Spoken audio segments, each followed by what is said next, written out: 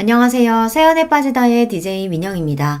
오늘도 두 가지 사연 준비되어 있으니 재미있게 들어주시고요. 구독과 좋아요 버튼도 꼭 눌러주세요. 그럼 오늘의 사연 함께 시작해 볼게요. 안녕하세요. 저는 한 남자의 아내로, 두 아이의 엄마로, 그리고 한 회사의 임원으로서 아주 바쁘게 살아가고 있는 50대 여성입니다.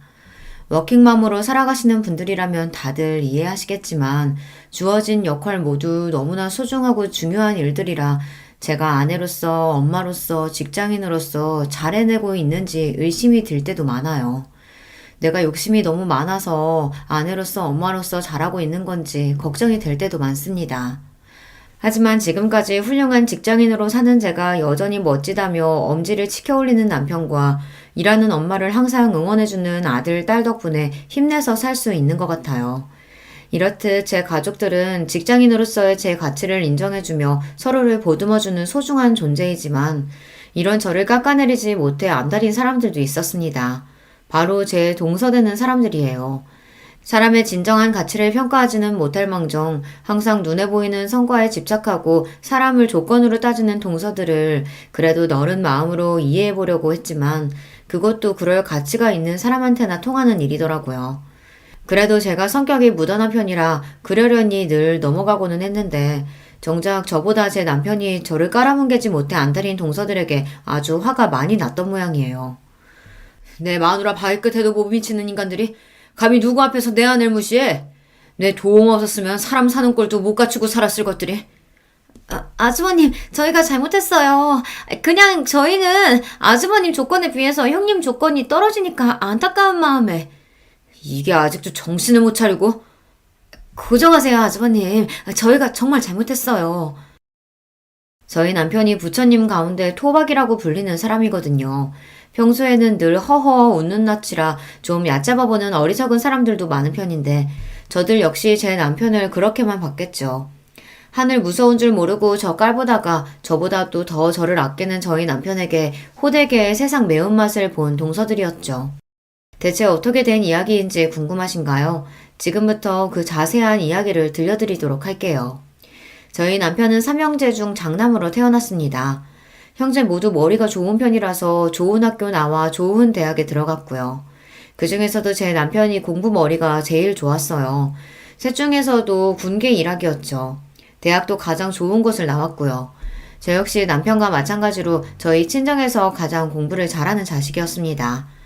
아무래도 대학 동기로 만나 남편과 유난히 마음이 잘 맞았던 것도 첫째로 태어나 집안 기대를 한껏 받으며 자랐다는 공통점이 있었기에 가능했던 것 아닐까 싶습니다.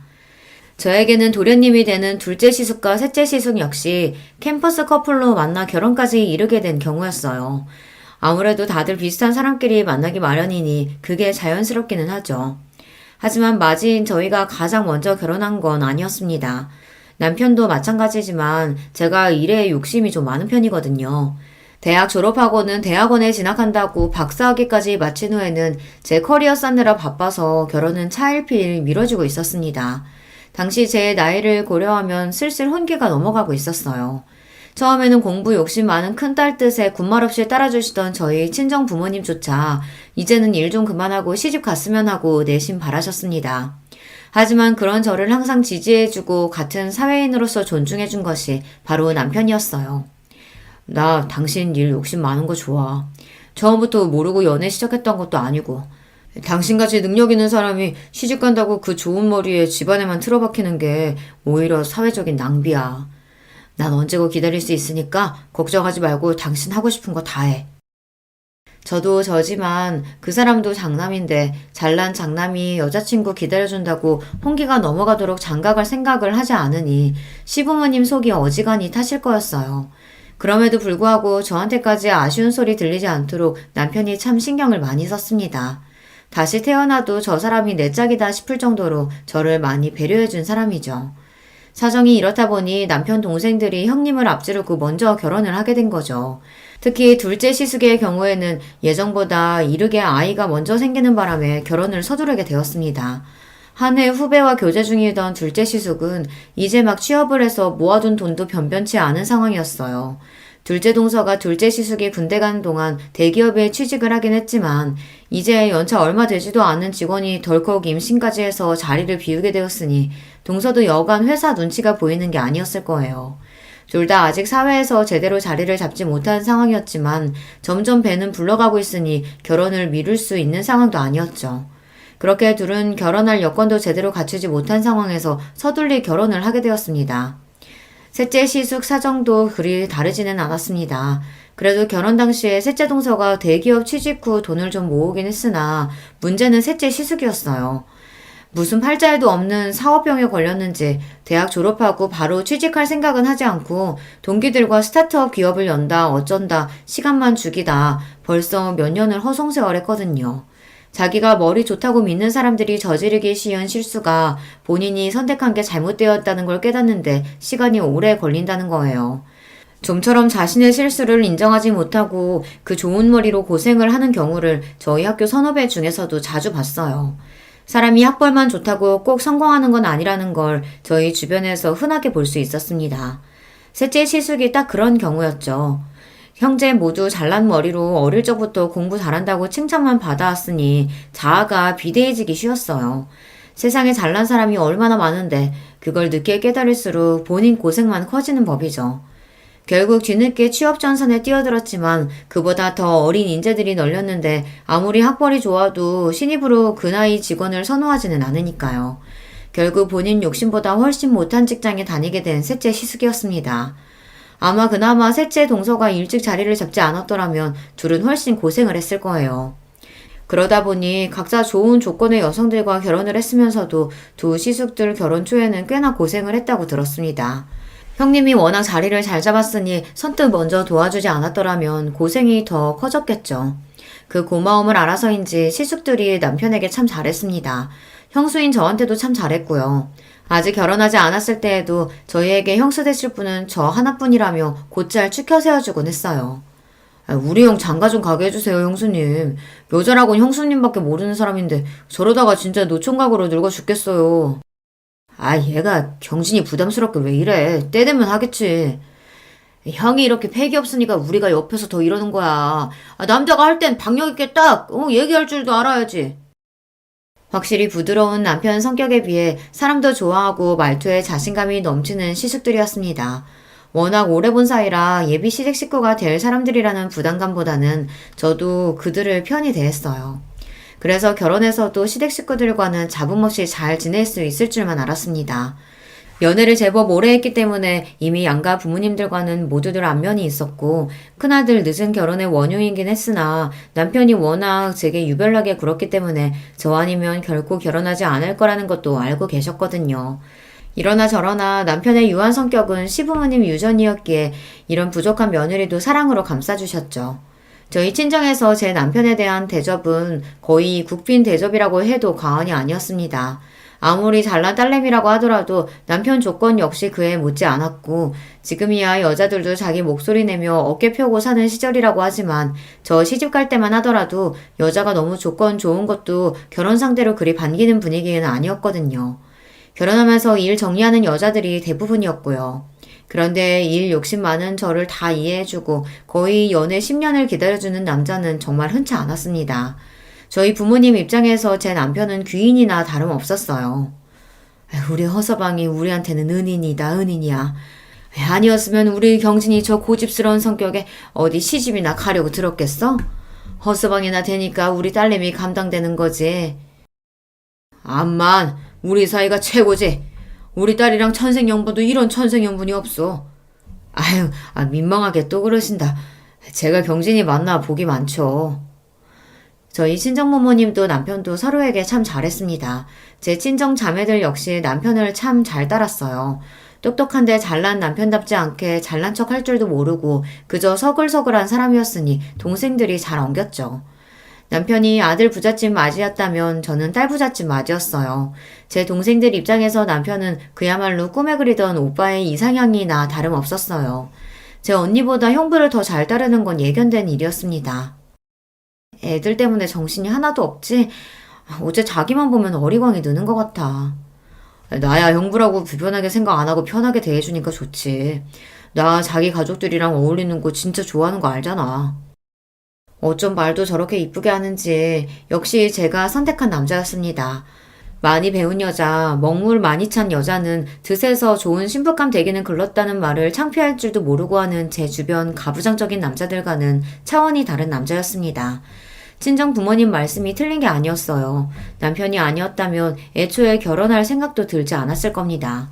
그렇게 남편의 삼형제 중 가장 늦게 저희가 웨딩마치를 올리게 되었습니다. 그날은 양가 부모님들이 모두 눈물바람이었어요. 양쪽 집안에서 저희 결혼을 너무 기다리셨습니다. 남편은 그럴 만한 가치가 있는 일이었다고 했지만 제 욕심 때문에 양가 부모님은 물론 남편까지 너무 기다리게 한 것 같아 죄송스러웠어요. 그런 만큼 결혼해서 시부모님께도 그렇고 남편에게도 그렇고 정말 잘하리라고 굳은 다짐을 먹었습니다.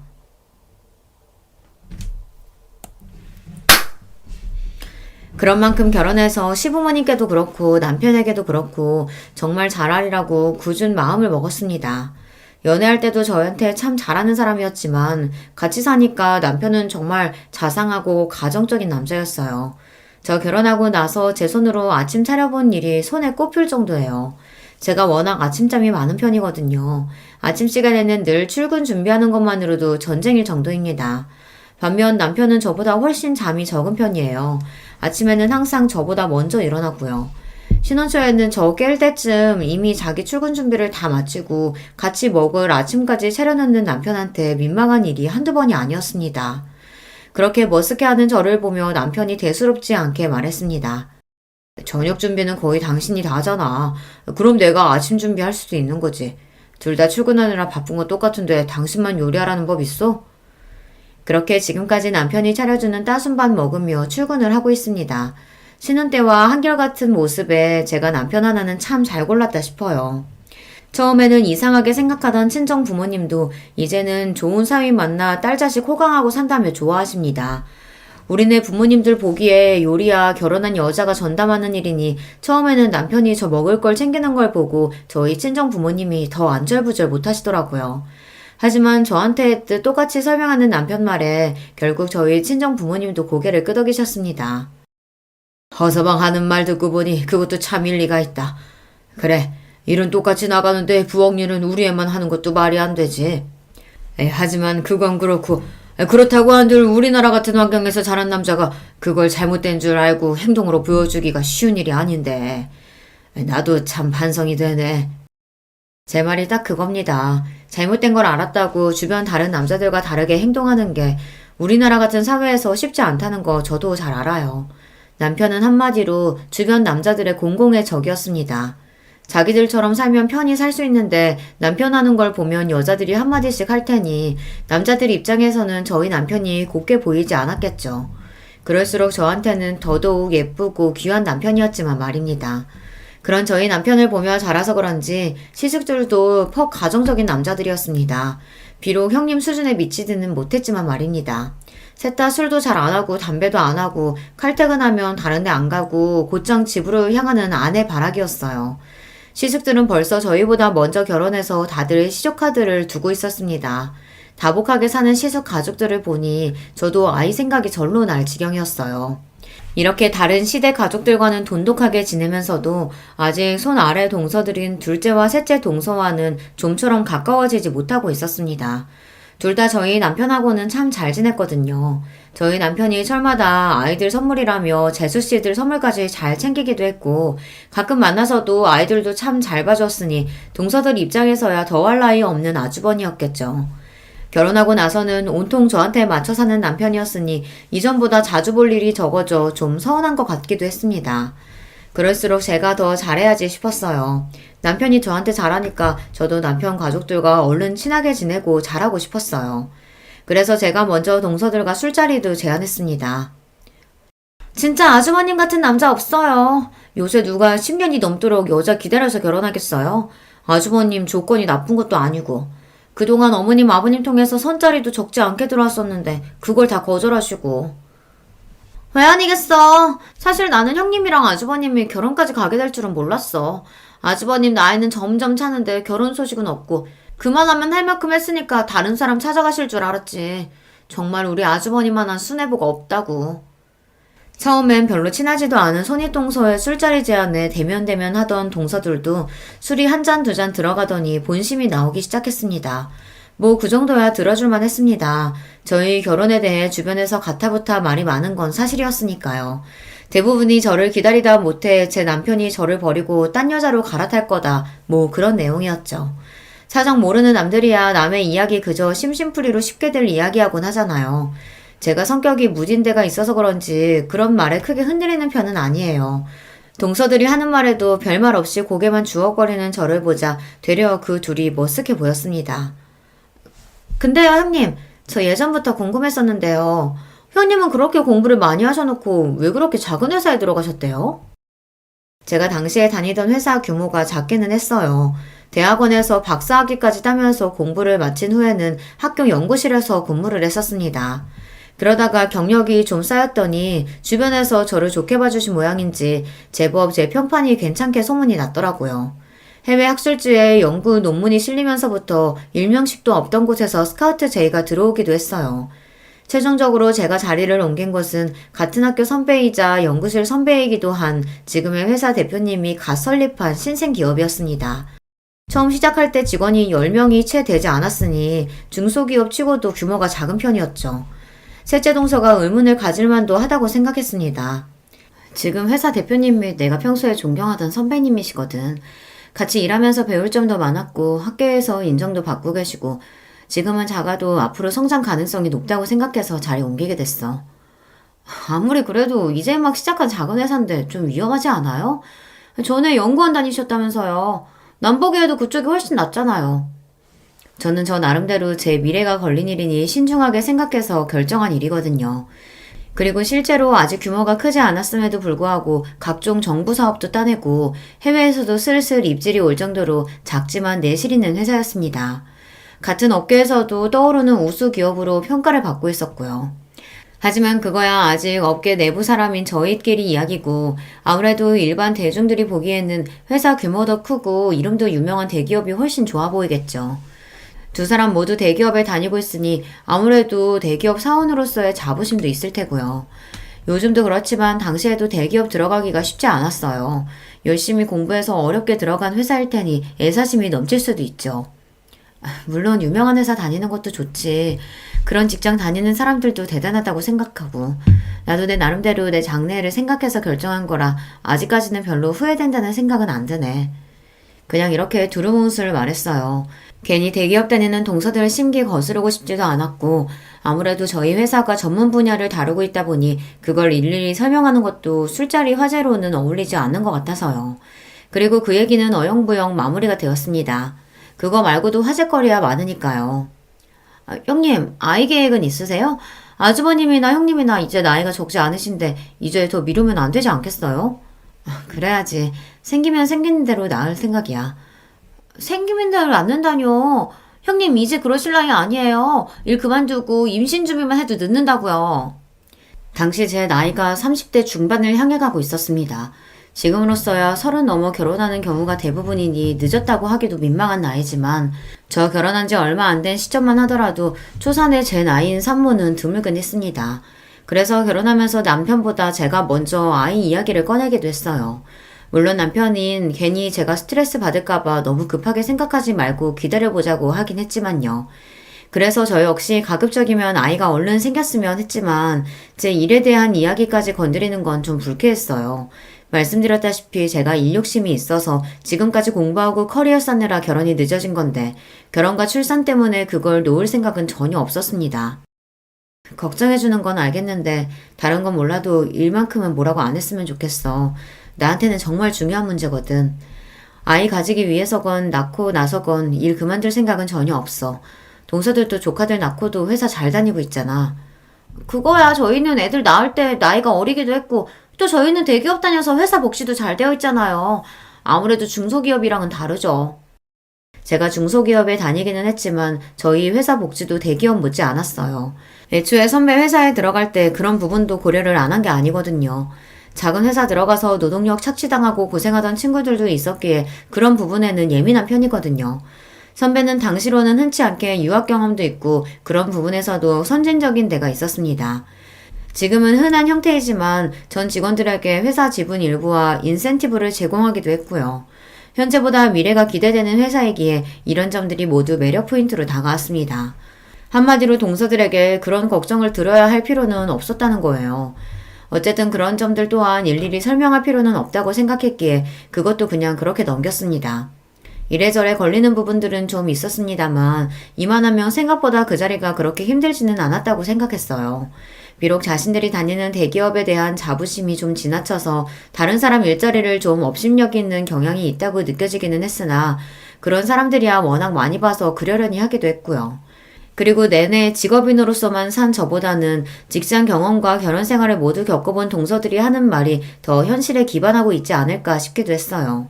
비록 그 둘이 제 손 아래 동서라고 하지만 결혼 생활을 저보다 훨씬 길게 한 사람들이니 손윗동선이 하면서 있지도 않은 권위를 내세울 생각도 없었고요. 무엇보다도 실전에서는 경험이 깡패 아닙니까? 결혼 전에 몇 번 보지 못해서 둘을 잘 알지는 못했지만 그래도 그 두 사람이 손윗동서인 저와 일부러 잘 지내지 않으려고 하는 게 아니라면 제게 공격적으로 나올 이유가 없었으니 결국엔 다 저 좋으라고 하는 소리겠거니 했습니다. 그런데 남들 귀에는 별로 그렇게 들리지 않았나 봐요. 그러고 나서 얼마 지나지 않아 명절을 맞이해 시댁에 온 가족이 모였습니다. 저희 친정은 저보다 일찍 결혼한 여동생들이 있긴 해도 아직 아이가 없어서 명절이라고 그렇게 시끄러운 편이 아니에요.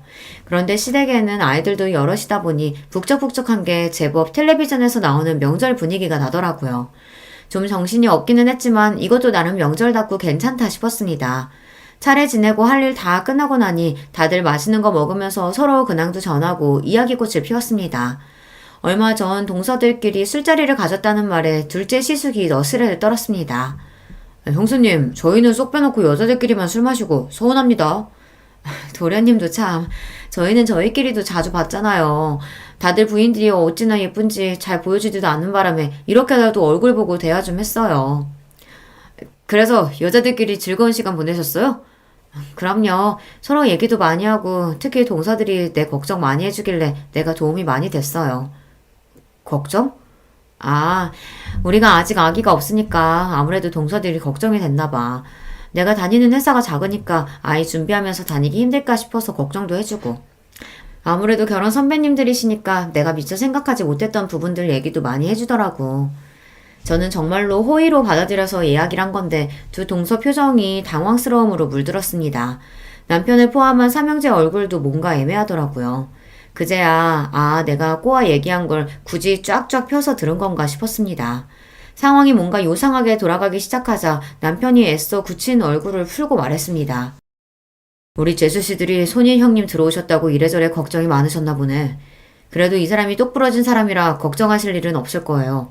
더군다나 남편인 제가 이 사람 능력 있는 걸 이렇게나 좋아하는데 걱정하신 만큼 제가 더 잘하겠습니다. 특히나 제가 능력 있는 걸 좋아한다는 부분을 힘주어 말하는 남편이었습니다. 한마디로 내 아내 직장 문제 가지고 왈가왈부하지 말라는 경고나 다름없었어요. 부드럽게 말하기는 했지만 평소에 워낙 싫은 말 하는 일이 없는 사람이라 그런지 두 동서들 표정이 경직되는 게 느껴졌습니다. 아니, 저희는 그냥 걱정이 돼서요. 아주버님이 여기서 어떻게 더 잘하시겠어요? 평소에도 그렇게 잘하시면서. 그럼요.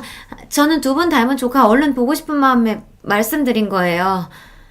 급히 수습하는 둘을 보자니 내가 눈치가 없었구나 싶었습니다. 저 둘이 설마 저를 견제하리라고는 생각도 못했거든요.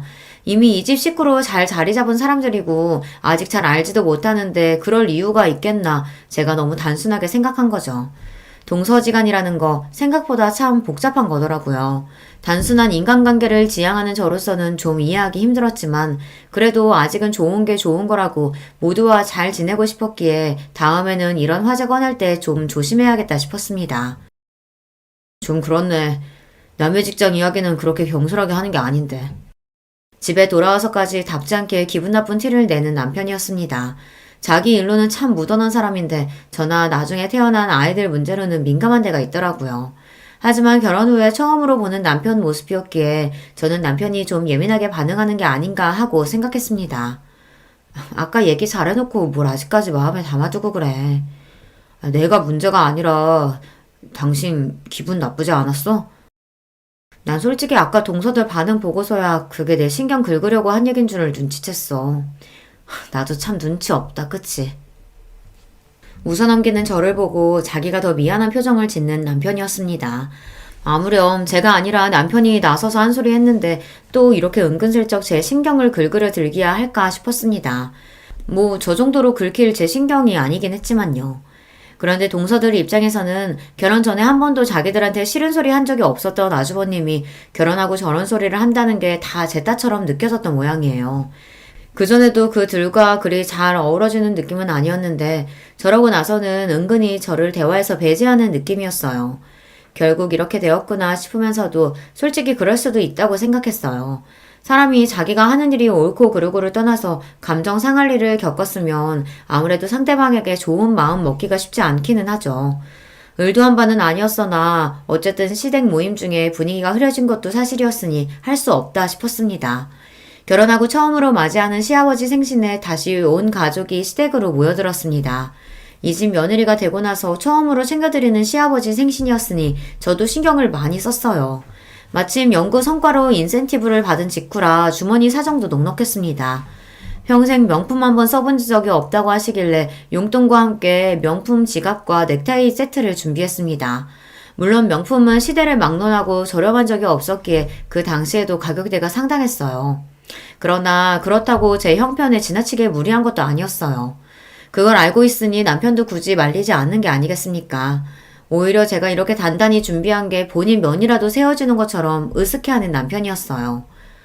시아버지한테 명품 선물하는 며느리라니. 내가 역시 능력 있는 여자 제대로 잡았지. 호태훈이 아주 봉잡았다.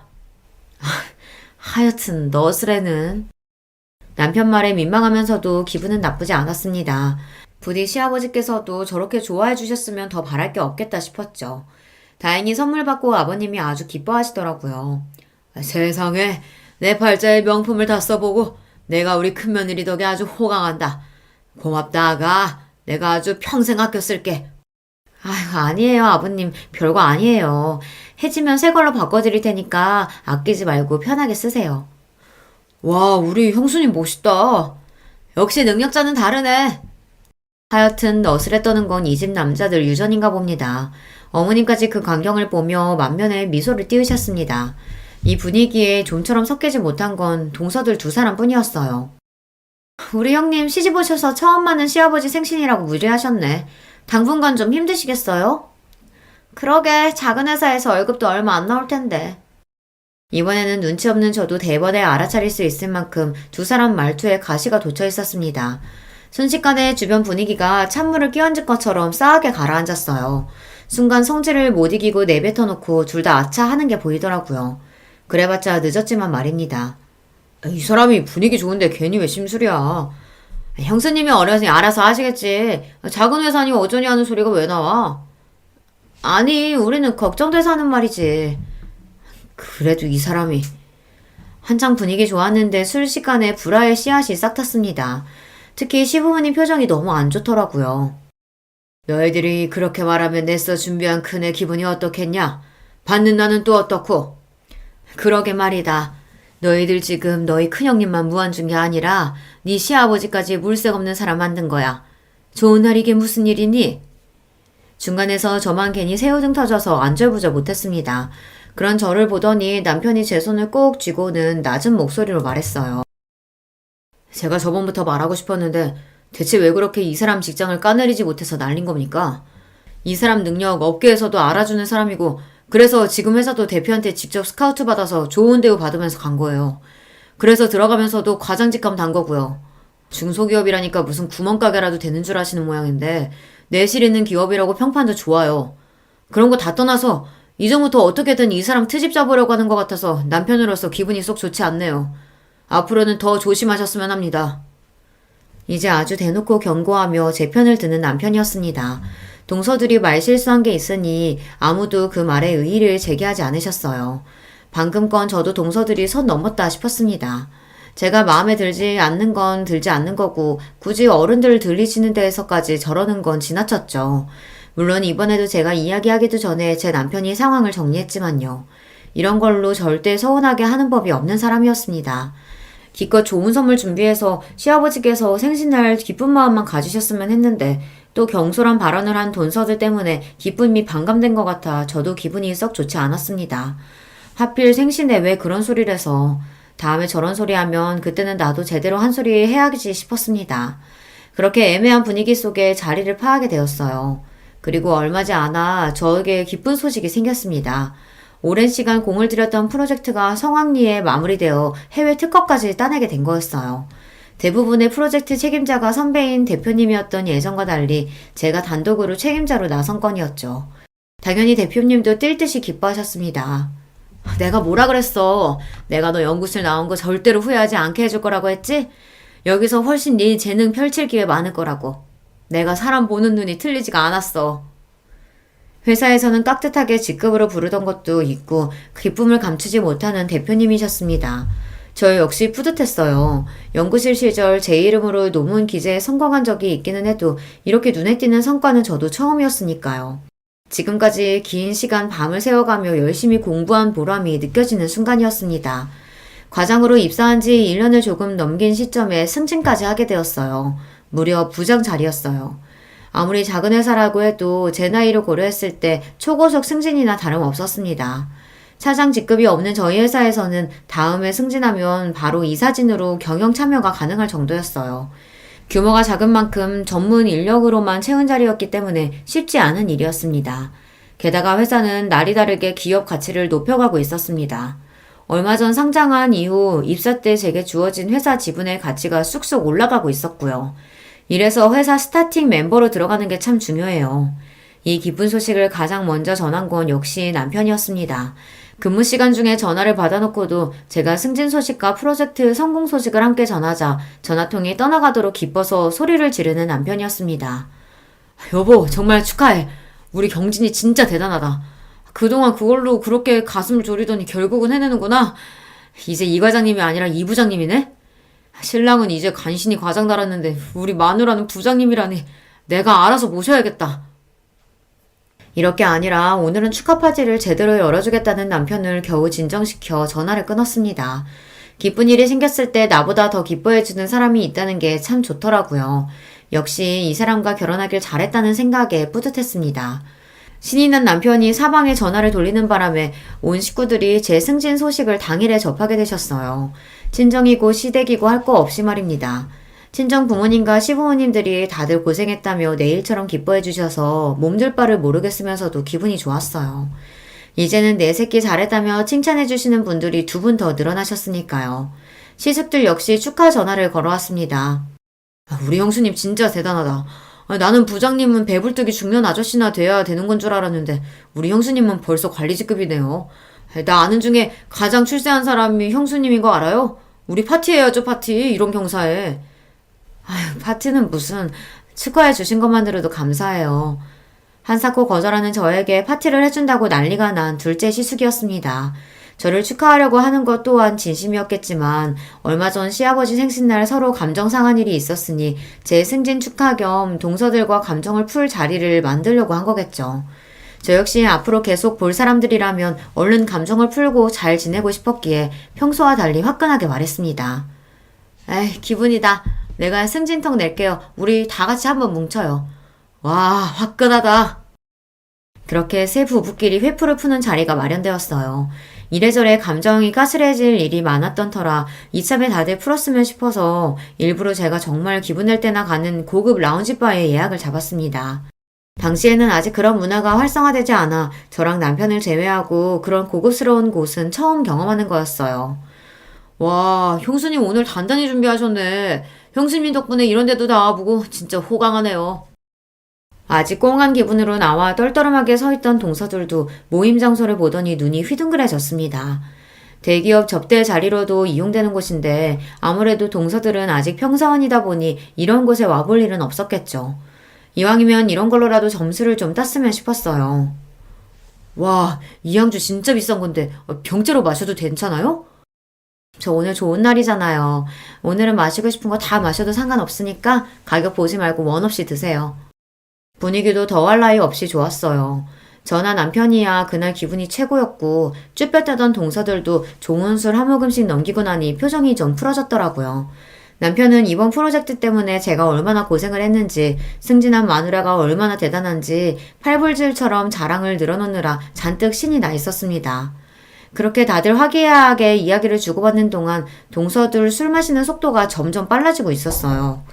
처음에는 오늘 술이 좀 받는가 보다 하다가 나중에는 저대로 놔둬도 괜찮나 걱정이 되더라고요. 그래서 동서에게 걱정스러운 마음에 한마디 건넸습니다. 동서, 괜찮아? 물도 좀 마셔가면서 천천히 마셔. 왜요? 막상 비싼 술 사려니까 아까워요? 가시돋친 둘째 동서 말투에 순간 주변이 조용해졌습니다. 아, 또 시작이구나 싶었죠. 어째 오늘은 좀 조용히 넘어가나 싶었는데 이 정도로 동서들 심술을 달래기에는 역부족이었나 봅니다. 그래도 어지간하면 잘 넘기려고 다시 부드럽게 말했습니다. 아깝긴 축하해줘서 고마워서 한턱 내는 건데. 중소기업 부장이 뭐 그렇게 대단한 자리라고 내가 축하식이나 해요? 저 사람이 하도 닥달하길래 어쩔 수 없이 나온 거예요. 어떻게든 분위기를 풀어보려던 제 노력은 숲으로 돌아갔습니다. 그쯤 되니 저도 그냥 될 대로 되라 싶더라고요. 언제까지 제가 동서 기분을 맞춰주겠습니까? 동서, 축하해줄 생각 없으면 그냥 거절하지 그랬어. 꼭 그렇게 꼬아서 말해야겠어? 이제 본심 나오시나 보네. 왜요? 저희가 축하 안 한다니까 안 입고 오세요?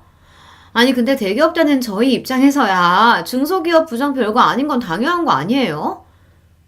당신 진짜 미쳤어? 아 내가 틀린 소리 했어? 왜 소리를 질러? 나만 해도 어떻게든 계약 하나 따내겠다고 들러붙는 중소기업 부장들이 한둘인 줄 알아. 누가 들으면 아주 대기업 회장님이라도 되신 줄 알겠어. 유세도 이런 유세가 없네. 이 사람이 어떻게 이렇게 못난 소리만 골라서 하냐? 아, 당장 형수님한테 사과드리지 못해?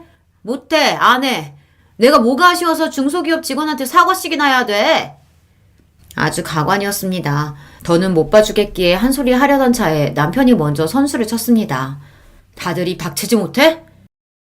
남편 입에서 처음 듣는 욕설에 다들 그 자리에 얼어붙어 버렸습니다. 욕을 듣는 당사자인 동서들도 그렇지만 저도 정말 놀랐어요. 남편이 그렇게까지 화내는 모습은 그때 처음 보았습니다. 내가 내 마누라 자랑스러워서 부르는 자리에 유세? 이 사람은 평생 자기 자랑이라고는 할 줄 모르는 사람이야. 꼴랑 대기업 다닌다는 이유로 세상 제일 잘난 줄 착각하고 사는 니들하고 같을 줄 알아? 우리 와이프야말로 이런 식으로 엮이지 않았으면 니들 같은 인간들하고는 어울릴 일이 없는 사람이라고, 알아? 당장이라도 잡아먹을 듯한 기세로 고함을 치는 남편 모습에 두 사람이 벌벌 떨기 시작했습니다. 중소기업 부장이니 대단할 것도 없다고? 무식한 소리하고 자빠졌네. 이 사람 회사 가치는 지금 시가총액 100억이 넘어. 니들은 신문도 안 보냐? 이 사람이 성공시킨 프로젝트로 정부 계약에 해외 특허까지 따냈다고. 그런 인재들 사이에서 부장까지 올라갔단 거야, 이 사람이. 이 사람이 니들처럼 일반 직원인 줄 알아? 이 사람 회사 지분까지 가진 사람이야. 회사 주주라고. 이 대기업에 붙어서 월급이나 타먹을 줄 아는 것들아. 100억이니 정부 계약이니 해외 특허니 회사 지분 이야기까지 나오자 동서들 얼굴이 새파랗게 질리기 시작했습니다. 만만하게 생각했던 작은 중소기업이 자기들 생각과는 달리 보통이 아니라는 걸 이제야 간신히 깨닫게 된 거죠. 물론 제가 그런 사람이든 아니든 간에 사람 제 밑으로 보고 깔보는 건 잘못한 일이죠. 그래도 자기들 보기에도 대단하다는 생각이 들었는지 순간 쳐다보는 제 눈빛에 주춤 눈치를 보는 꼴이 어이가 없으면서도 좀 고소하더라고요. 저는 이만하면 됐다 싶었는데 남편은 아직도 분이 풀리지 않는지 씩씩 숨이 거칠었습니다. 내가 니들 결혼할 때 어떻게 했는데 아직 자리도 제대로 못 잡은 니들 사람 사는 것처럼 살게 해주겠다고 내가 그렇게 도왔는데 감히 내 아내를 이런 식으로 대? 나한테는 아까운 사람이 이 사람을 감히 겉으로 보이는 조건만 대충 보고 사람 괄시하는 니들 같은 모자란 인간들이 감히 당장 내가 빌려준 집값 빼서 가져와. 나 내 아내 무시하는 너 같은 인간들한테 내 돈 절대 못 줘. 남편이 두 동생들 결혼하면서 준비가 부족해 도움을 줬다는 건 미리 말해준 적이 있었어요. 아무래도 남편 벌이가 가장 좋기도 하니 여윳돈도 있었으니까요. 그걸 그래도 돈거래가 오갔으니 명목상 계약서를 쓰고 이자도 받지 않고 그 일부를 천천히 갖고 있었죠. 남 같으면 가당치도 않을 이야기였습니다. 하지만 이제 자기한테는 남보다도 못하니 당장에 그 돈을 갚으라는 이야기였죠. 그 돈이 한두 푼도 아니고 동서들은 물론이고 시숙들까지 얼굴에 피기가 싹 가셨습니다. 아주버님, 저희가 잘못했어요. 제가 진짜 몰라서 실수했어요. 형님, 제가 죄송해요. 다시는 형님 앞에서 건방 떨지 않을게요. 형님, 잘못했어요. 저는 형님이 그렇게 대단한 분인 줄도 모르고. 그렇게 콧대 높게 굴던 둘이 돈 내놓으라는 남편 말에 아주 납작 엎드려서 저렇게 쉽게 사과하는 꼴을 보고 있자니 한심스러웠습니다. 내가 대단한 사람이건 아닌건 사람이 사람을 그렇게 대하는 건 아니야. 사과를 그런 식으로 하는 것도 아니고. 돈 문제는 나는 모르겠네. 이 사람 돈인데 내가 왈가왈부할 일도 아니고 알아서 해결들 봐요. 그러고는 아직도 분이 풀리지 않아 씩씩대는 남편을 데리고 나와버렸습니다. 그 와중에 술값 계산하라는 저를 보고 저것들 꼴을 보고도 비싼 양주 사 먹이고 싶냐며 남편이 난리치는 바람에 결국 그냥 나오고 말았습니다. 당신 진짜 그 돈 한꺼번에 다 받을 거야?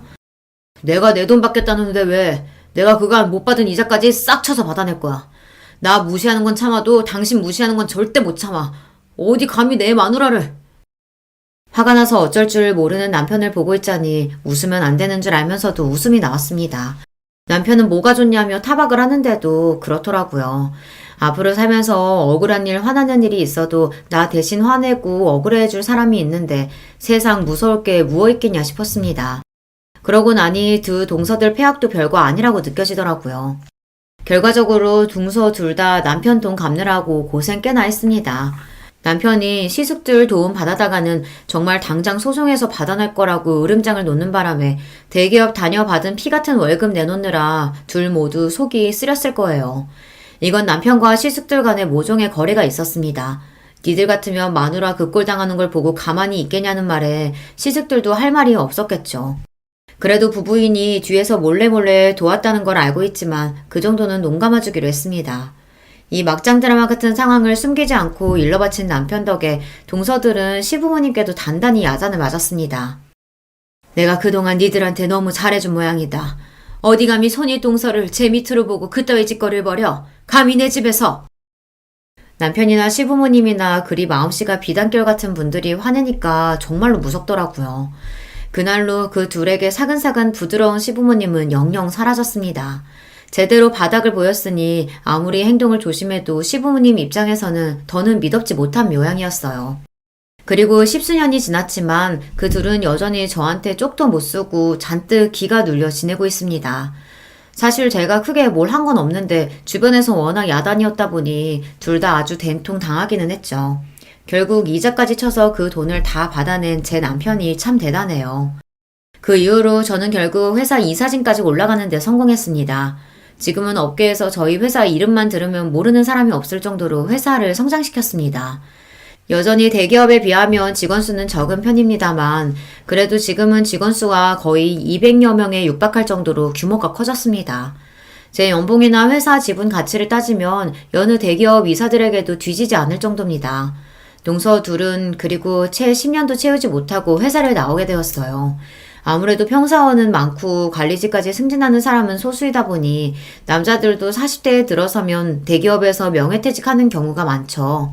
아이까지 있고 승진에 실패한 동서들이 끝까지 대기업에서 살아남기는 힘들었을 겁니다. 대기업 다니는 게 평생 가장 큰 자랑인 두 사람이었는데 결국 이 나이까지 왕성하게 사회활동하는 사람은 저뿐이네요. 회사 그만두고 둘 모두 급격히 기가 죽은 탓에 오히려 이제는 짠하게 느껴지기까지 합니다.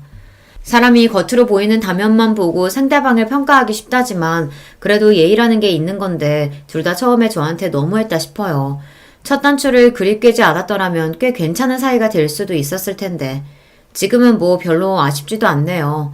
여전히 하늘이 두 쪽 나도 제 편인 남편과 이제는 남편과 저를 쏙 닮은 소중한 아이들도 있는 판에 거기까지 신경 쓸 여력이 없기도 하고요.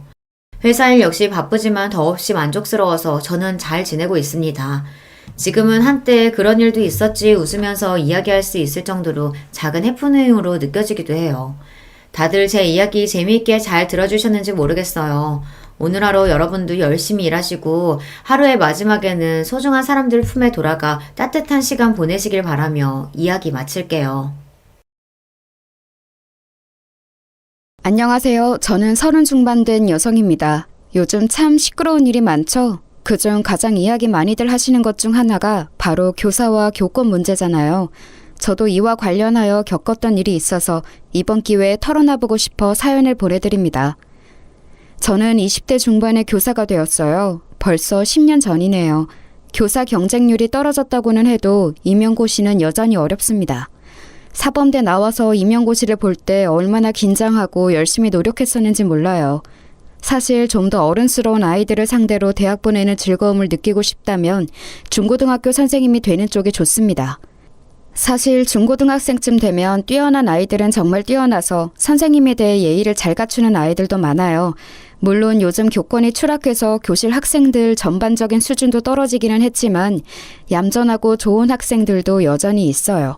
그런 아이들의 존재가 지워지고 피해를 입는 일이 많아져서 안타깝기는 하지만요. 그런데 저는 애초에 대학에 들어갈 때부터 초등학교 선생님이 되겠다고 마음을 먹었던 이유가 아이들을 너무 좋아해서였어요. 아직 중학교도 들어가기 전 유치원을 나와서 학교에 막 입학하는 그 조그만 아이들이 얼마나 귀여웠는지 몰라요. 그건 지금도 마찬가지고요. 고사리 같은 손을 내밀면서 선생님을 부르는 아이들을 가르치고 돌보다 보면 제가 정말 세상 모든 아이들의 엄마라도 된 것 같은 기분을 느낄 수 있었거든요. 최선을 다해서 임용고시를 치르고서 다행히도 운 좋게 처음 본 시험에 합격하여 사립초등학교에 들어가게 되었습니다.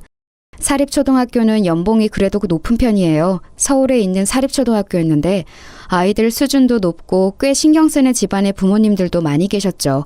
신규 때는 그래도 운이 좋았는지 정말 좋은 학부모님들과 착한 아이들로 이루어진 반을 맡게 되어서 즐겁게 1년을 보낼 수 있었어요. 신규로 교사 일을 시작하면 얼마나 떨리고 의욕이 넘치는지 아마 교사분들은 아실 텐데요. 조그만 아이들의 1년이 제 손에 달렸다고 생각하면 없던 의욕도 생기는 게 바로 교사들이랍니다. 그래서 저 역시도 정말 의욕 넘치게 아이들을 최선을 다해 보살피고 가르치면서 1년을 보냈어요. 그래도 좋은 학부모님들과 인연을 맺으며 한 해를 보내고 나니 자신감이 생기더군요. 그 다음 해에도 그래서 조금 노하우가 생긴 상태로 조금 더 능숙하게 아이들을 가르칠 수 있었는데요. 2년 차에도 별 문제는 없었어요. 약간씩의 트러블은 있었지만 그래도 상식 내였고 제가 컨트롤할 수 있는 범위 내였거든요. 다른 선생님들도 많이 도와주시고 조언도 많이 해주시는 편이었고요. 그런데 문제가 이제 3년 차에 벌어지게 된 거였죠.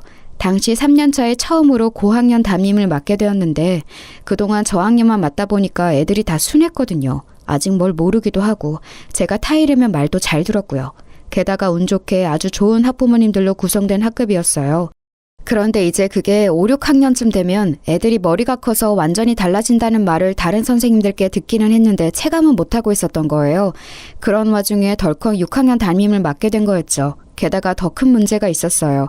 사실 그동안 별로 안 좋은 평가를 받아왔던 문제 행동을 벌였던 아이들이 있었는데 그 아이들이 학급을 구성하다 보니 한꺼번에 셋 정도가 한 반에 들어가게 된 거였어요. 그리고 저 연차에 아무것도 모르는 선생님이었던 제가 그 반을 맡게 된 거였죠. 고 연차인 선생님들은 이미 학교 사정을 다 아시고 어떤 애들이 골치 아픈지를 다 아시니까 그 학급을 안 맡으려고 다들 버티셨거든요. 그런데 저한테 이제 그 일이 밀려온 거였죠. 아직 아무것도 모르고 저학년 아이들 그래도 나름 별탈 없이 2년 동안 잘 가르쳤고 그랬으니 저 연차 젊은 여선생님한테 골치 아픈 애들을 그냥 떠맡겨버린 거였어요. 저는 사실 그것도 모른 채로 처음 만난 고학년이니 정말 잘 준비해서 가르쳐야겠구나 하면서 준비를 열심히 했었죠. 새학기가 되어 처음 교실에 들어갔는데 애들이 난장판이더라고요. 원래 애들이란 쉬는 시간에 선생님 없을 때는 난장판인 게 당연하니까 저는 그냥 그러려니 했어요. 그리고 모두 앉으라고 이제 수업 시작하겠다고 이야기를 했죠. 그런데 몇몇 애들을 제외하고는 애들이 조용하지를 않는 거예요. 제 말도 안 듣고 그냥 자리에 서서 계속 떠들고만 있어서 선생님이 들어온 줄을 모르나 하고서 좀 소리를 높여서 애들을 불렀어요. 애들아 이제 좀 조용히 하고 수업 시작하자 이런 식으로 이야기를 했죠. 그랬더니 반 애들이 저를 쓱 돌아보는데 좀 귀찮다는 눈길 있죠? 그런 식으로 돌아보더군요. 저학년 애기들한테서는 한 번도 받아본 적 없는 시선이라서 저는 좀 충격을 받기도 했습니다. 그런데 겨우 시선 가지고 애들 타박할 수는 없는 노릇이라 그냥 서서 애들이 간신히 자리에 앉는 꼴을 보고 있었죠. 그중에 유달리 한 애가 느적거리면서 늦게 자리로 가서 앉더라고요. 앉아서도 계속 다리를 떨고 책하고 공책을 집어던지면서 중얼중얼대고요.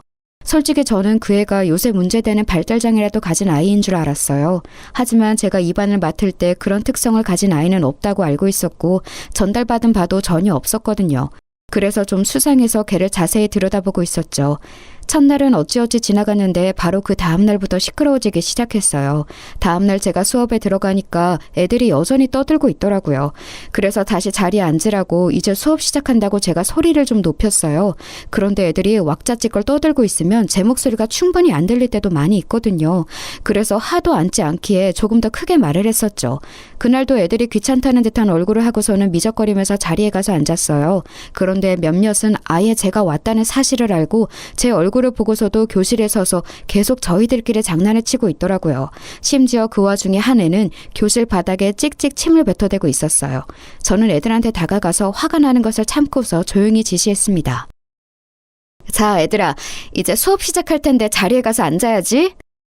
싫은데요? 순간 저는 귀를 의심했습니다. 아무리 요즘 애들이 건방지다고는 해도 초등학생이 이런 식으로 선생님한테 말대답을 할 수 있다니 믿을 수가 없었어요. 아무리 고학년이라고는 해도 아직 중학교도 들어가지 않은 아이들이었는데 말이죠. 자리에 앉아야 해요. 그래야 친구들하고 같이 공부를 하지. 하지만 어쨌든 요즘은 안 좋은 말로 꾸중이라도 하면 학생들이 도리어 선생님한테 반발한다는 것을 알고 있었기 때문에 저는 좋은 말로 타일렀습니다.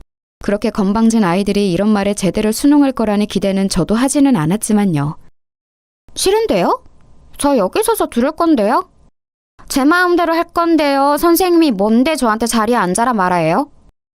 그 애는 숨도 쉬지 않고 저한테 따발총처럼 건방지게 말을 쏴댔습니다. 학교 애들이 전부 못된 건 아니었어요. 얌전하고 착한 애들은 놀란 채로 저와 그 학생의 눈치를 보고 있었죠. 하지만 그의 주변으로 하필 그 품행이 바르지 않은 애들이 모여 앉아 있어서 걔네들은 제 얼굴을 보면서 희죽이고 웃고 있었어요. 제가 당황해서 얼굴이 굳어지는 반응을 즐기는 게 뻔했죠. 저는 겨우 교사로 일한 지 3년째 된 어린 선생님이었고 학생들이 이렇게 노골적으로 반항하는 것을 처음 겪어서 너무 당황했어요.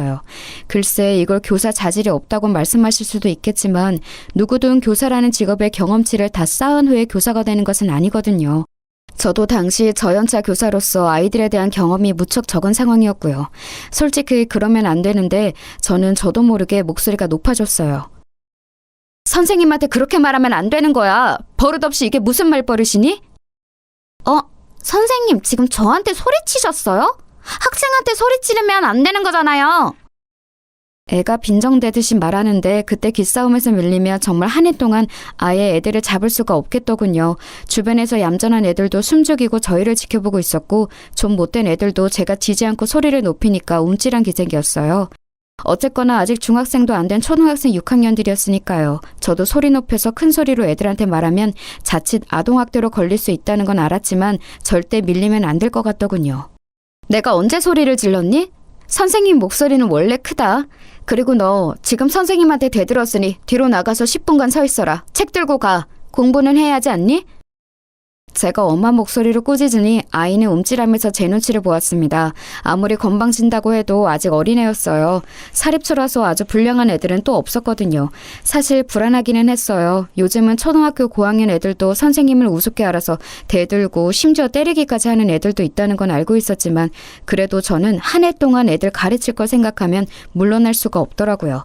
다른 사람도 아닌 제가 이 아이들을 전부 책임지고 가르쳐야 했으니까요. 하지만 눈치를 보는 듯했던 그 애는 곧 열받는다면서 크게 소리를 지르고 발을 굴러대기 시작했습니다. 저는 겨우 초등학생인 애가 그렇게 욕을 할 수 있다는 걸 그때 처음 알았어요. 물론 요새 초등학생들이 정말 어른 못지않게 더러운 말도 하고 거칠 수 있다는 건 알았지만 눈앞에서 실제로 목격하는 건 완전히 다른 일이죠. 게다가 제가 가르치는 제 학급에 그런 애가 있다는 사실까지 알게 된 거였으니까요. 심지어 교실 바닥에 침까지 뱉더군요. 그런데 큰 소리가 나서인지 학기 초라 복도를 이리저리 다니며 학급들을 살피던 교감 선생님이 창문 너머로 나타나셨어요. 다른 학급 애들도 숨죽이고 전부 뚫어져라 쳐다보고 있지. 교감 선생님 얼굴도 보이지. 저는 물러나지 않고 단호한 태도지.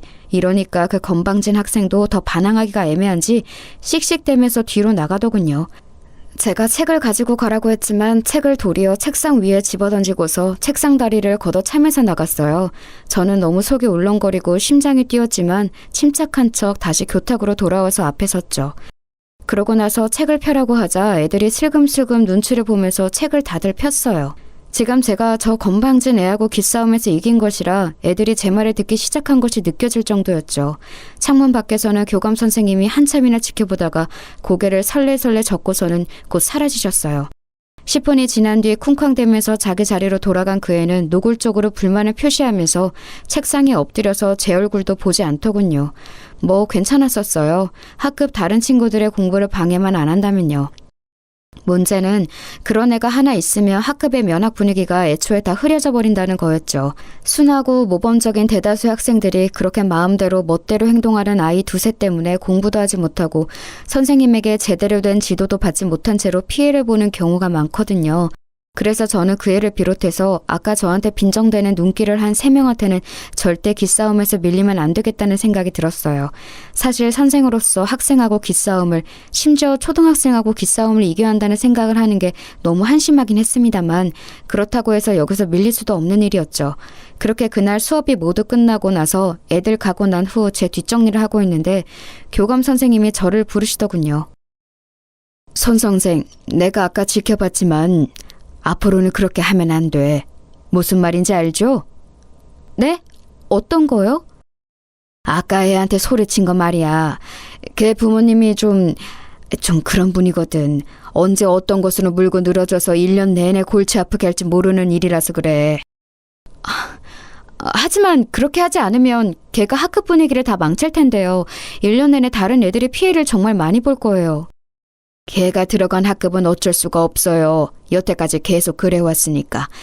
그냥 손 선생도 포기하고 걔는 하고 싶은 대로 하게 내버려두는 게 좋아. 교감 선생님은 걱정스러운 얼굴이셨어요. 하지만 동시에 저는 교감 선생님 표정에서 긁어 부스럼 만들지 말아라 라는 의미도 읽을 수 있었죠. 그냥 걔를 내버려두기만 하고 6학년이니 딱 1년만 참으면 졸업시켜서 잊어버릴 수 있다는 뜻이기도 했을 거예요. 학교 현장에서는 정말 어쩔 수 없는 애들을 전학시켜버리거나 해서 학교에서 일단 나가기만 하면 그래도 잊을 수 있었으니까요. 졸업이 딱 1년 남았으니 그 기간만 버티면 된다는 거였죠. 하지만 저는 그럴 수는 없었어요. 그 건방진 학생 자신도 사실 문제죠. 아무리 건방을 떤다고 해도 겨우 초등학교 6학년생이잖아요. 지금 버릇을 고치면 그래도 향후 인생을 살아갈 때 많은 도움이 될 텐데 시도도 안 해보고 항복한 채로 그냥 포기해버릴 수는 없었어요. 게다가 제가 아주 저연차 교사였고 나름대로 청운의 꿈을 꾸고 있던 때였기에 더 그랬죠. 게다가 그 애를 그냥 두면 학급의 얌전한 아이들도 완전히 흐려진 분위기 속에 처할 게 뻔했고 어떤 아이들은 그 버릇을 닮아서 더 나빠질 수도 있었어요. 일단 저는 교감 선생님한테는 그냥 고개를 끄덕이고서 나왔지만 그 다음 날도 또 그 다음 날도 그 애한테 져주지 않았어요. 그 건방진 애는 사사건건 저한테 맞서면서 저를 선생 취급도 하지 않으려고 들었죠. 어떤 때는 저한테 말대답을 하고 어떤 때는 대놓고 무시하면서 책도 펴지 않고 들은 척도 하지 않았었는데요. 그래도 저는 일단 교감 선생님이 하신 말씀도 있기 때문에 소리는 높이지 않았지만 일단 아이 앞에 앉아서 저를 쳐다보고 말을 들을 때까지 차분하게 계속해서 지시했어요. 그 때문에 다른 아이들이 제대로 공부를 배우지 못해서 피해를 입었지만 그래도 학기 초에 애를 잡아놓는 게 분명히 나을 거라고 생각되어서 별다른 도리가 없더라고요. 그런데 그러다가 제가 결국 목소리를 높이고 화를 내게 된 사건이 터졌죠.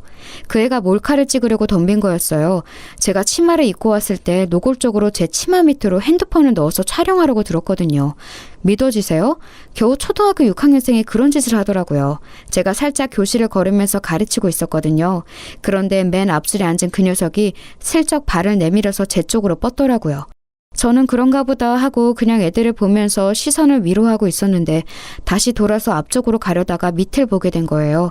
그의 녀석이 운동화에다가 핸드폰을 붙여서 제 치마 아래쪽으로 넣어서 촬영을 하고 있더라고요. 저는 저학년을 가르칠 때는 진짜 상상도 못했던 일이라서 순간 열이 뻗쳐서 말이 안 나올 정도더라고요. 저한테 발각된 주제에 그 녀석은 난처해하지도 않고 빙글빙글 웃으면서 핸드폰을 슬쩍 지 쪽으로 가져가는데 제가 빼앗아 버렸어요. 그랬더니 걔가 그러는 거예요. 선생님 핸드폰 주세요. 지금 제 물건 빼앗아 가는 거예요? 너 이게 무슨 짓이야? 지금 뭐 찍은 거야? 너 제정신이니? 저도 모르게 목소리가 있는 힘껏 높아져 있었죠. 네, 물론 아동한테 큰 소리를 내서도 거친 말을 해서도 안 되는 게 교사의 본분인 것은 알아요. 하지만 이런 상황에서 도저히 침착함을 유지할 수가 없었죠. 게다가 저도 당시에는 겨우 20 중반 갓 벗어난 저연자 교사였고 그 애는 덩치가 커서 거의 고등학생처럼 보일 정도인 애였어요. 제가 얼굴이 새빨개지도록 화를 내는데 그 녀석이 그러더군요. 그 핸드폰 내 거고 내가 찍은 것도 내 거예요. 선생님을 건드릴 권리 없어요. 핸드폰 내놔요. 초등학생 어린애가 딱 저렇게 말을 하더라고요. 진짜 정말 닳고 다른 고등학생 양아치 같은 말투라서 순간 정신이 혼미해지더군요. 저는 빼앗은 핸드폰을 그대로 들고 가서 파일 안에 쑤셔 넣었어요. 뒤에서 그 애 녀석이 쫓아오면서 핸드폰 내놓으라고 악을 질러대었고요. 안 된다. 너 이거 찾고 싶으면 부모님 오시라고 해. 선생님 치마 속까지 찍으려고 하는 너 같은 학생은 부모님하고 면담을 해야겠다. 최대한 침착하게 말을 하려고 노력했습니다. 정말 노력 많이 했어요. 하지만 목소리가 떨려 나오는 걸 막을 도리가 없더라고요. 어지간한 청소년만큼 커다란 덩치의 남자애가 씩씩대면서 저를 때리기라도 할 것처럼 바짝 붙어서 발을 굴러대는데 제가 진짜 제정신인가 싶었고요. 당연히 반 전체 분위기도 엉망이었지만 저는 미안하게도 학급 아이들을 신경 쓸 겨를이 없었어요. 당장 제가 지금 학생한테 치마 속을 찍히는 짓을 당한 터라 손까지 떨려왔기 때문이었죠. 그 녀석은 저를 때리기라도 할 것처럼 씩씩대면서 제 코앞에서 왔다 갔다 하더니 곧 쾅 하고 교실 문을 박차고 나가버렸어요. 정말 선생님이나 같은 학급 친구들에 대한 배려나 존중이라고는 손톱만큼도 없는 애였죠. 심장이 쿵쾅거리면서 뛰었어요. 겉으로는 멀쩡한 척하려고 어찌나 애를 썼는지 손이 후들거리면서 무릎이 떨리더군요. 하지만 지금 학급 애들이 저를 쳐다보고 있었기 때문에 거기에서 제가 약한 모습을 보일 수는 없었거든요. 그랬다가는 남은 애들 중 좀 삐딱한 애들까지도 저를 우습게 볼 게 너무 뻔했기 때문이었어요. 그러면 정말 남은 기간 동안 이 학급 애들하고 같이 지내고 가르치는 게 악몽이 될 뻔했죠. 이를 악물고서 괜찮다는 듯이 얼굴을 가다듬고서 마치 걔가 원래 없던 것처럼 그냥 수업을 진행했어요. 그 녀석하고 비슷한 성향인 애들이 눈치를 보면서 딴지를 걸까 말까 하는 게 느껴졌지만 아무런 표정 변화 없이 그대로 쭉 수업을 진행하니까 말없이 수그러들더군요. 아마 제가 조금이라도 흔들렸다면 그 녀석들까지도 저한테 대들면서 비웃고 나가버렸을 게 뻔했어요. 그나마 제가 무표정하게 수업을 지속해서 아무 말도 하지 않은 거였죠. 그러고 나서 저는 그날 교관 선생님과 교장 선생님한테 가서 이런 사실을 알렸습니다. 학생이 선생님의 치마 밑으로 핸드폰을 넣어 몰카를 찍으려 했다는 사실만으로도 이미 범죄였으니까요. 하지만 교관 선생님도 교장 선생님도 별다르게 저를 위해서 화를 내주시지는 않았어요. 그냥 참 그 애가 잘못했다면서 그래도 선생님이니까 한번 참고 넘어가 주라는 말만 계속했죠. 저는 솔직히 이해가 되지를 않았어요. 아니, 어떻게 이런 걸 참고 넘어가 주라는 건지 말이에요. 게다가 학생 훈육의 면에서도 이건 말이 안 되는 거였어요. 잘못한 건 확실히 짚어주고 벌을 받고 넘어가야 그게 잘못된 것인 줄을 아는 거잖아요. 그런 과정을 거쳐야 나중에 사회에 나가서도 잘못된 일을 하면 안 된다는 사실을 알게 되는 거고요. 하지만 제가 아무리 말씀을 드려도 교감도 교장도 전혀 귀담아 듣지 않으시더군요. 교장 선생님은 도리어 저를 나무라듯이 말씀하셨어요. 거 손선생 좀 참지 그랬어요. 걔 부모들이 아주 골치 아프단 말이야. 얼마나 막무가내인지 알아? 하지만 제가 이걸 참고 넘어간다고 해도 걔가 나중에 어떤 꼴이 될까요? 애를 가르치기 위해서라도 이건 그냥 넘어가면 안 되는 거라고 생각합니다. 그거야 우리가 알 바가 아니지. 이제 애들의 미래를 우리가 책임진다는 생각은 버려요. 그런 마인드로는 애들 가르치는 일 길게 못하니까. 아니 물론 손 선생이 아직 젊고 교직에 들어온 지 얼마 안 되어서 이상적인 생각을 하고 있다는 건 알아요. 하지만 그게 먹히는 시대가 아니란 말이지. 손 선생 본인은 물론이고 다른 학생들이나 선생님들까지도 다 너무 골치가 아파진다고. 본인 혼자만 힘들고 마는 게 아니란 말이야. 교장 선생님은 답답하다는 듯이 저한테 그렇게 꾸중을 하셨습니다. 제 잘못은 아무것도 없는 상태에서 상사한테 싫은 소리를 듣는 그 상황이 정말 이해도 가지 않고 납득도 되지 않더라고요. 저도 원래 그렇게 얌전하거나 고분고분한 성격은 아닌데 그래도 아직 저연차 교사이기도 했고 학교라는 조직의 분위기상 항상 다소곳한 태도를 유지하고 있었어요. 그래서 교장 선생님한테도 그때 아무런 말대답을 하지 않고 그냥 듣기만 하다가 나왔었죠. 나와서도 정말 속이 뒤집혀서 퇴근을 할 수가 없더라고요. 교장, 교감 선생님과 한참이나 이 이야기를 하고 난 다음이라 이미 해가 거의 저문 다음이었는데요. 교무실에서 선생님들은 많이 퇴근하시고 난 다음이라 저는 한숨을 쉬면서 애한테 빼앗았던 핸드폰을 책상 위에 올려두었어요. 어차피 패턴으로 여는 것이라 저는 알 수 없었고 애 부모님이 오면 면담한 다음에 열어서 제 치마 속 촬영한 영상을 지우게 해야 할 거라고 생각하고 있었거든요. 그런데 그때 제 핸드폰으로 전화가 오더라고요. 번호를 보니까 그의 부모님 번호였어요. 저는 애들 번호는 물론이고 부모님 번호까지 다 꼼꼼하게 저장을 해두었거든요. 그 애는 아마 저한테 혼나고서 곧장 부모님 퇴근하자마자 이야기를 한 것 같더군요. 그래서 마음을 단단히 먹고 걔 부모님한테도 쓴소리를 좀 하겠노라 결심한 이후에 전화를 받았죠. 그리고 통화가 연결되자마자 제가 여보세요라는 말을 꺼내기도 전에 전화에서 거의 귀가 찢어질 것처럼 엄청난 소리로 욕이 쏟아져 나왔어요. 아마 들어보지 못한 분들은 잘 모르시겠지만 전화기를 통해서 그 아기가 가득 눌러 담긴 상대방의 욕설이 저한테 쏟아지는 걸 들으면 거의 정신이 멍멍해질 정도예요. 저는 핸드폰을 들고서 대체 이게 뭔가 싶어서 멍하니 있었어요. 제가 알아들을 수 있는 말은 맨 끝에 문장 하나 정도였죠. 네가 교사면 다야? 너 내가 내일 학교 가서 죽여버릴 테니까 그렇게 알아. 신경질적인 남자 목소리였습니다. 보통은 어머님이 먼저 전화를 하시고 그 후에 면담이 잘 진행되지 않으면 아버님께 전화를 드리는 경우가 많았는데 이번에는 먼저 애 아버지가 먼저 전화를 한 거였어요. 정신이 멍멍해서 대답도 제대로 못하고 있는데 그대로 전화가 끊어지더군요. 저는 멍청한 상태로 앉아 있었어요. 다시 전화를 해서 사정을 설명을 하고 이야기를 나눠보아야 할 것 같은데 도저히 그럴 수가 없더라고요. 그렇게 일방통행으로 욕설을 얻어먹었는데 바로 정신이 차려질 리가 없지 않겠어요? 그래도 한참 앉아있다가 손이 떨리는 걸 가라앉히고서 다시 그 번호로 전화를 해봤지만 저쪽에서 딱 끊더군요. 몇 번도 해봤지만 계속해서 끊어버려서 저는 결국 아무것도 하지 못한 채로 퇴근을 할 수밖에 없었어요. 가족과 함께 살고 있었기 때문에 제 얼굴이 어두운 걸 보고 엄마가 급히 따라오면서 대체 무슨 일이냐고 물으셨죠. 아, 너 왜 그러니? 무슨 일 있어? 얼굴이 너무 안 됐다. 별거 아니에요, 엄마. 그냥 좀 피곤해서. 애들이 말 안 들었어? 뭐 과일이라도 깎아줄까? 괜찮아요. 필요하면 이야기할게요. 저희 엄마는 가정주부로 평생 살아오신 분이라 굉장히 심약하셨거든요. 그러니까 제가 겪은 일을 그대로 말했다간 거품 물고 넘어가시게 뻔해서 그냥 제가 입을 다무는 쪽을 선택했던 거였죠. 저희 아빠는 또 다혈질이셔서 이런 일이 생기면 화를 내실 거라 제가 말하지 않는 게 나았고요. 사실 우리 부모님도 나 보호하려고 애쓰셨었지 싶어서 마음이 조금 가라앉았습니다. 부모들은 항상 아이가 학교에서 혼나고 오거나 친구들과 싸우고 오면 마음이 불안정해지기 마련이죠. 아마 그의 아버님도 그런 게 아니었을까 싶었어요. 세상에는 참 여러 가지 사람이 있어서 자기가 불안해지면 욕설로 그 불안을 해소하려고 하는 이들도 있었으니까요. 그 녀석의 태도로 봐서는 부모님의 공격성이 있을 것 같아서 그 정도는 감안하고 마음을 단단히 먹으려고 애를 쓰기도 했습니다. 그리고 다음날 저는 어느 정도는 각오를 한 채로 출근을 했어요. 그런데 아침에는 아마 시간이 없었는지 그의 아버님이 안 오셨더라고요. 그 녀석은 아무 기색도 없는 채로 출석해서 앉아 있었고요. 그런데 눈길도 안 마주치고 고개를 이리저리 팩팩 돌리는 꼴이 전혀 반성한 기색은 아니었죠. 아마 오후나 퇴근 이후에 오지 않을까 싶었을 때였어요. 딱 점심시간 직전인 시간이었는데 끝나기 거의 20분 전쯤 갑자기 교실 문이 벌컥 열려서 정말 깜짝 놀랐습니다. 제가 놀라서 돌아보니까 거기 어떤 중년 남자가 식은덕대면서 서 있더군요. 저는 누구냐고 물으려다가 직감적으로 그 사람이 그 녀석 아버님이라는 사실을 눈치챘어요.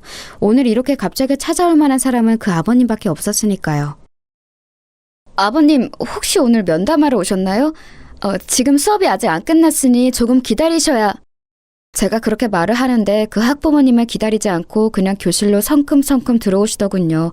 그러더니 제 멱살을 잡고 다짜고짜로 밀치셨어요.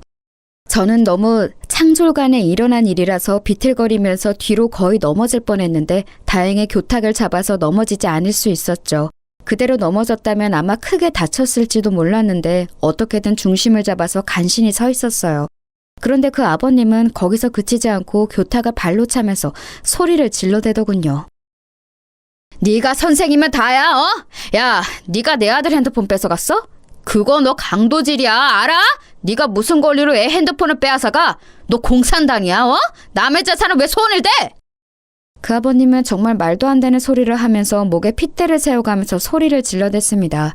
저는 그 아버님이 들어오자마자 제 멱살을 잡고 밀쳐서 놀라 손발이 떨리는 와중에 마구잡이로 고함까지 질러대니 견딜 수가 없었어요. 제 나이 겨우 20 중반 조금 넘었을 때였는데 저연차 교사가 감당하기에는 힘든 일이었죠. 학급 아이들이 전부 다 놀란 눈으로 저를 쳐다보고 있는 가운데 그 녀석, 그의 녀석은 저를 비웃는 얼굴로 빙글빙글 웃으면서 쳐다보고 있더군요. 그리고 그 녀석 주변으로 앉은 비슷한 놈들도 희죽거리면서 쳐다보고 있었고요. 정말 머리가 아득해지는 기분이었어요. 그리고 너 뭐 애한테 소리를 질렀다며? 야, 너 그거 아동학대인 거 알아? 죽을라고 이게 확. 내가 너 고소해서 교사 잘리게 만든다, 알아? 이런 게 선생이랍시고 자리 보존하고 앉아가지고 애한테 소리나 지르고 말이야. 아버님 진정하세요. 일단 말씀이라도 좀 들어보시고. 야, 됐어. 내가 지금 교장하고 교감한테 가서 단판 짓고 올라니까 너 진짜 가만 안 둔다. 그렇게 고함을 지르고서 그 아버님은 순식간에 애를 데리고서는 교실 밖으로 사라져버렸어요. 저는 이제 정말 다리가 떨려서 제대로 서 있을 수가 없더군요. 그렇게 제가 봉변을 당하는 사이에 점심시간 벨이 울렸고 차라리 다행이라는 생각이 들어서 저는 애들한테 밥 맛있게 먹으라는 인사만 간신히 한 채로 교무실로 들어왔어요. 당연히 저는 아무것도 먹지 못했죠. 그러고 나서 한 30분쯤 뒤에 교장실에서 내선 전화가 걸려왔어요. 손 선생, 다시 그 아버님께 전화드려서 정중히 사과드려. 그리고 애한테 핸드폰 돌려주면서 또 미안하다고 사과 꼭 하고. 안 됩니다. 저는 잘못한 게 없어요. 제가 왜 사과를 드려야 하나요? 그리고 그 핸드폰 안에 불법 촬영물이 있는데 그걸 돌려주라는 말씀이세요? 저는 너무 놀라고 화가 나서 대뜸 목소리가 높아졌어요. 하지만 교장 선생님은 그런 제 마음은 아랑곳하지 않고 아무런 상관없다는 듯이 오히려 불쾌하다는 듯이 말씀하시더군요. 아니 송 선생, 지금 나한테 말대꾸하는 건가? 내 지시에 따르지 않겠다는 거야? 선생님이 되어서 교장 지시에 안 따르겠다면 어쩌자는 건가? 지금 잘 처신해야 해. 나도 그 아버님한테서 손 선생 보호를 못 해줘. 하지만요. 그 아버님 이 동네에서 오래 살고 성격도 험한 양반이야. 지난번 걔 4학년 때도 담임선생님 고소해서 교사 바뀌었던 거 모르나? 내가 보호해줄 수가 없는 사람이라고.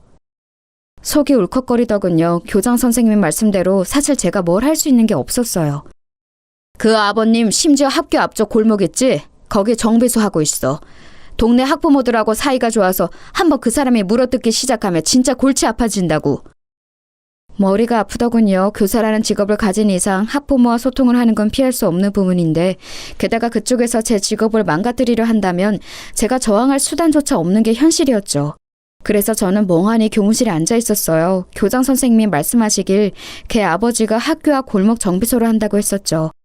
그런데 안 돌아가는 머릿속으로도 저희 집이 가지고 있는 건물이 그쯤에 있고 거기 1층에 정비소가 있다는 게 생각이 나더라고요. 설마 거기인가 싶었어요. 사실 아빠 엄마 소유의 건물이고 관리인도 따로 있는 큰 건물이었기 때문에 뭐 제가 딱히 관심은 없는 곳이기는 했어요. 코로나 때 워낙 수익이 안 나와서 월세를 내려서 장사를 하게 해주었다고 그런 이야기를 들었던 게 마지막이었던 것 같더라고요. 걔 아버지가 정말로 거기서 장사를 하고 있는 사람이라면 나한테 이러면 안 될 텐데 라는 생각도 들었고요. 솔직히 선생으로서 하면 안 되는 생각이었지만 그 학생도 그 학부모도 진짜 꼴보기 싫고 우라통이 터지고 그렇더군요. 거기에 더해서 그냥 전체적으로 이 학교라는 세상의 조직 생활이 정말 무척 허무하다고 느껴지기도 했고요. 정신을 못 차리고 있으려니 곁에 있는 선생님들이 빨리 조퇴 먼저 하라고 지금 애들 가르칠 정신이 아닐 것 같다고 저한테 위로를 해주셨지요. 다른 선생님들이 대신 해주시겠다면서요.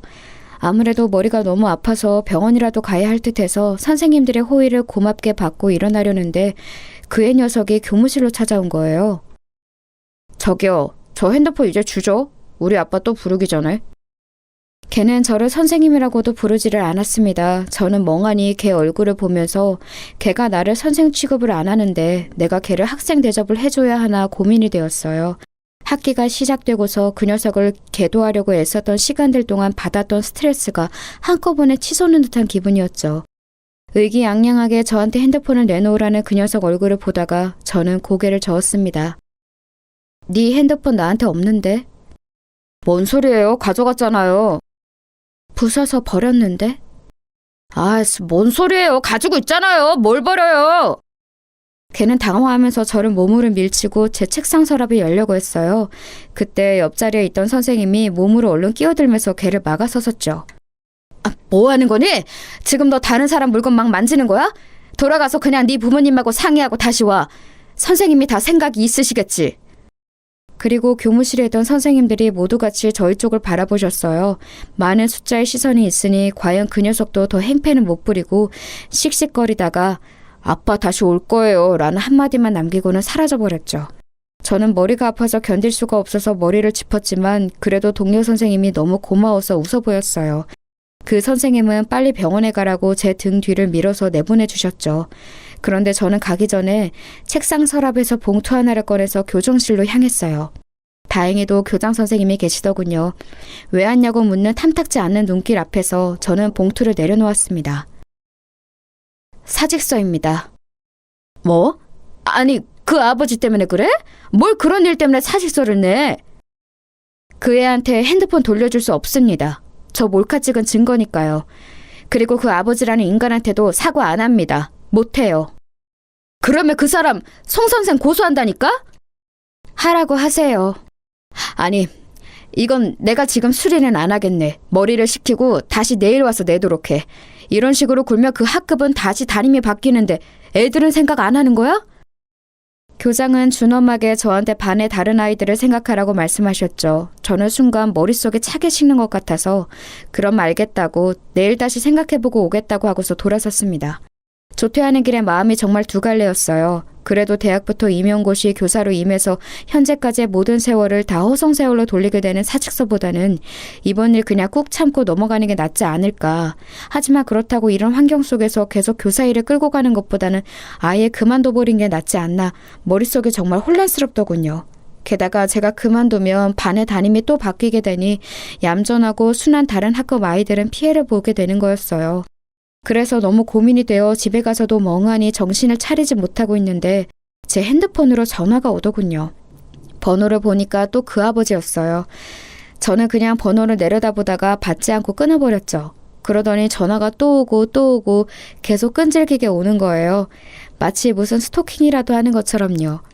저는 정말로 핸드폰을 그냥 꺼버릴까 했는데 사직할 각오까지 한 마당에 대체 이 인간이 또 무슨 소리를 할까 궁금해서 한 10통쯤 전화 왔을 때 전화를 받았어요. 그랬더니 예상했던 것처럼 또다시 욕설이 줄줄이 튀어나오더군요. 야, 너 내가 기회 줬는데 또 애한테 지랄했어? 뒤진다 진짜. 교장이 설설 기면서 한 번만 기회 달라고 해서 봐줬는데 핸드폰을 부쉈다고? 너 제정신이냐? 저는 이게 욕설 듣는 처음이 아니라서 이미 익숙해진 건지 그렇게 막 화도 안 나더라고요. 그냥 듣고 있자니 조용해서 저쪽은 더 화가 난 것 같았어요. 야, 왜 대답이 없어?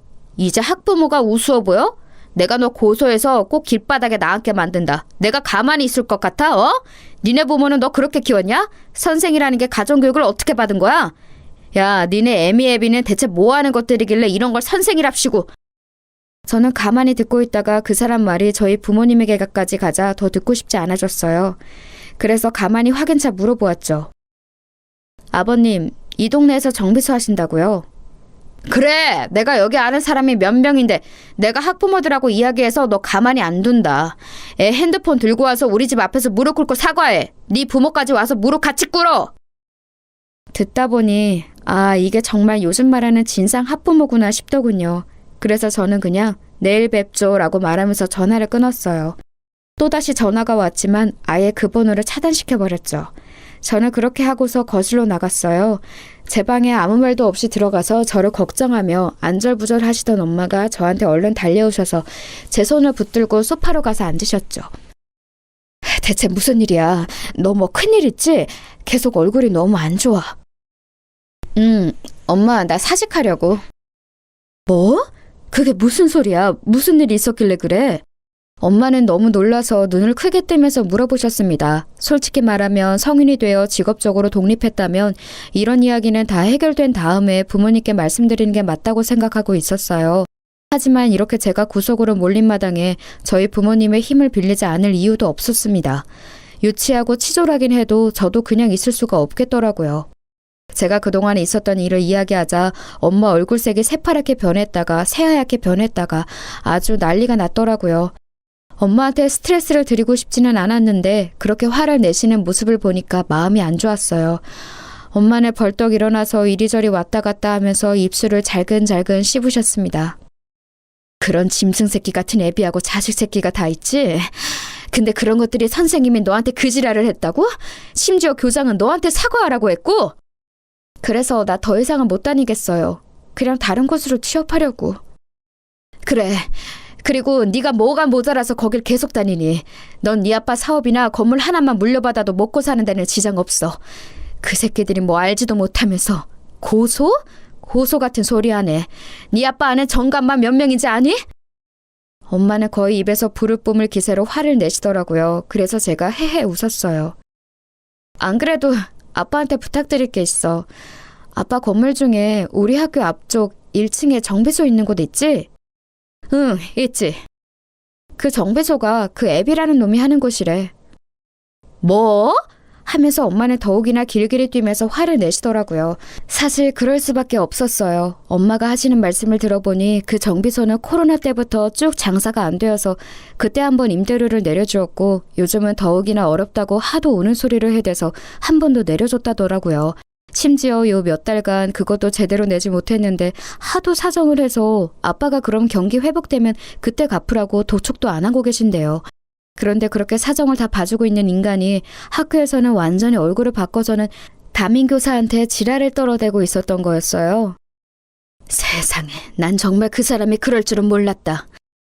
엄마는 너무 어처구니가 없다는 듯이 말씀하셨어요. 그 인간이 부모님께 사정을 할 때는 그렇게 세상에 없이 가련하고 가엾은 가장처럼 말했다고 하시더라고요.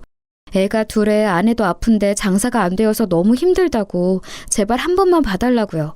돈이 없어 생활도 힘들다고 했다고 하는데 그렇다기에는 제가 입수한 애 핸드폰이 아주 최신형이더라고요. 제 것보다도 훨씬 더요. 그리고 곧 아빠가 돌아오시자마자 엄마하고 저는 그 사정을 전부 아빠한테 이야기했어요. 아빠는 평상시에는 자상하고 다정한 분이지만 한번 화가 나면 급발진도 그런 급발진이 없거든요. 아무 말 없이 저와 엄마 이야기를 듣고 계시더니 아빠는 곧 말씀하셨어요. 너 내일 아침 일찍 사직서 내고 와라. 교장 이야기 들을 것도 없다. 네가 애들 가르치는 걸 좋아해서 교사를 직업으로 삼은 거지 생계 때문에 돈 벌어야 하는 것도 아니잖아. 그런 곳에서 네가 고생할 필요 없다. 아빠는 딱 잘라서 말씀하셨어요. 사실 저희 집이 뭐 저 하나쯤 돈 안 번다고 어떻게 되는 집은 아니었거든요. 이 동네에만 상가 건물 제법 큰 걸로 4채가 있고 서울 안에 좀 더 있었고요. 그리고 다음날 아침 아빠가 운전하시는 차를 타고서 저는 학교로 들어갔어요. 일부러 조금 늦게 가서 학생들이 드문드문 등교하고 있었죠. 저는 차에서 내려서 곧장 교장실로 갔어요.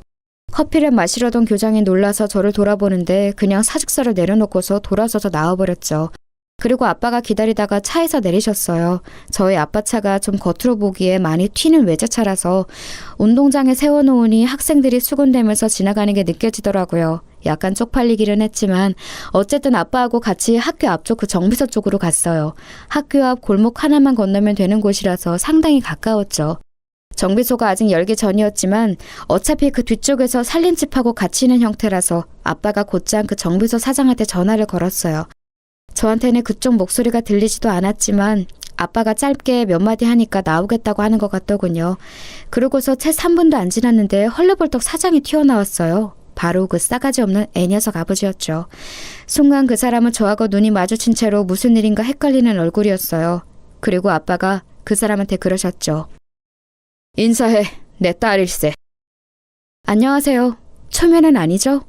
제가 그 아저씨를 노려보면서 말하자 순간 말이 안 나오는지 어버버거리기 시작하더군요. 아니 그 사장님 이 아가씨 아니 이 선생님이 사장님 따님. 그래 내 딸이고 내가 어젯밤에 아주 충격적인 이야기를 들었네. 아빠의 표정은 무서울 정도로 굳어 있었고 그 사람은 얼굴이 창백하다 못해 헬쑥해지기 시작했어요. 뭐라고 답변할 말도 찾기가 힘든 듯 그 사람은 손을 떨기 시작했어요. 자네 덕분에 내 딸 사직서 내고 오는 길일세.